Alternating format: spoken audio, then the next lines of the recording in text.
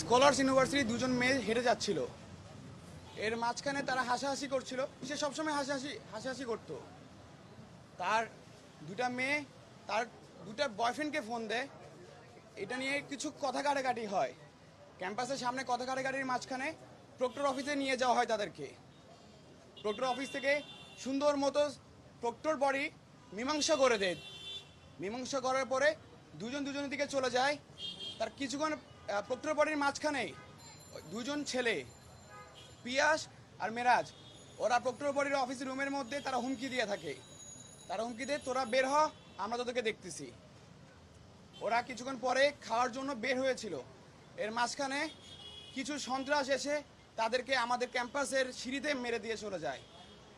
এই ঘটনার স্থলে সে সর্বোচ্চ 10 থেকে 15 মিনিটের মধ্যেই ইন্তেকাল গ্রহণ করে। সে আর আমাদের মাঝে নেই। আমাদের ক্যাম্পাস থেকে আমাদের স্টুডেন্টরা সবাই মিলে তাকে তাৎক্ষণিকভাবে কুর্মিটোলা হসপিটালে নিয়ে যাওয়া হয়। কুর্মিটোলা হসপিটালে নিয়ে যাওয়ার পরে তাকে মৃত ঘোষণা করা হয়।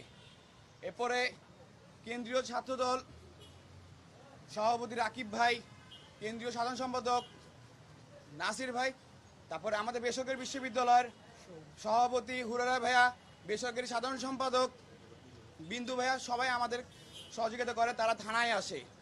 আমাদের ভার্সিটি কর্তৃপক্ষ থেকে রেজিস্ট্রার স্যার আমাদের সাথে থানায় যায়। থানায় যাওয়ার পরে স্যার, তারপরে ভাইয়ারা সবাই ছিল, তারা শুধু একটা কথাই বলছে, যেন সুষ্ঠু তদন্ত হয়ে থাকে। সুষ্ঠু তদন্তের মধ্যে এখন পর্যন্ত সিসি ক্যামেরার ফুটেজের থেকে 3 জনকে ধরানো হয়। 3 জন আসামি এখনও আমাদের থানার মধ্যে আছে, তাদেরকে জিজ্ঞাসাবাদ করতেছে। আমি শুধু এটুকুই আপনাদের কাছে বলবো, আমাদের একটা ছোট ভাই চলে গেছে, এরকম আরও অনেক ছোট ভাই চলে যাবে সন্ত্রাসীর হাতে। কোন সন্ত্রাসী এগুলো করেছে আমি শুধু জোর দাবি জানাবো, তাদের যেন আয়ত্ত নিয়ে আসা হয়, তাদেরকে যেন উচ্চ শাস্তি দেওয়া হয়, কারণ আর যেন কোনো মায়ের কোল যেন ফাঁকা না হয়। আমি এ দাবি, এ প্রত্যাশা করি।